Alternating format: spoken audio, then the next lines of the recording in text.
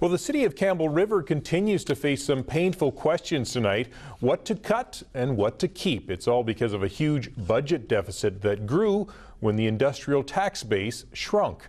Dean Stoltz now with more on what residents may have to do without. When the assessed value of the catalyst pulp mill at Elk Falls dropped dramatically, so did the city's industrial tax base. And that's in part why the city is now facing a $3.6 million budget shortfall. And our budget's going to be tough when we get our final result. Not everybody's going to be happy. That $3.6 million has to be made up somewhere, so cuts across the board are inevitable.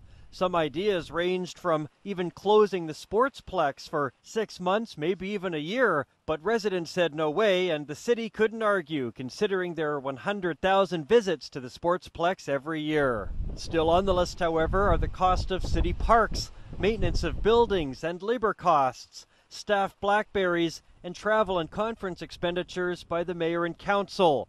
The city fleet of vehicles is also very expensive every year. Just the item of city employees taking city vehicles home at night instead of leaving them at the works yard.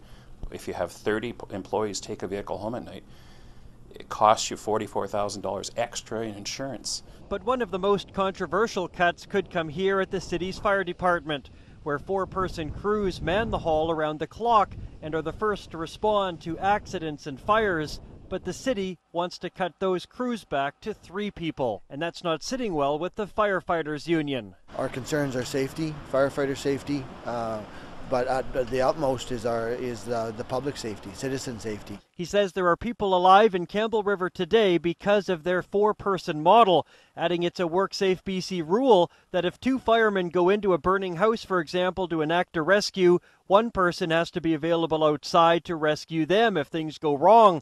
Problem is, a 4th person, he says, is needed to run the water on the truck. So then now when we pull up to the fire, when we have only 3 people on the truck, we're going to be breaking the law in order for us to be going into the building to rescue somebody. Fire departments are pretty sacred, and they're pretty essential when you need them, and yet there's a lot of public pressure to look carefully at the fire department. A final list of cuts should be known by the end of March. The mayor says he's still hoping there won't be any tax increases.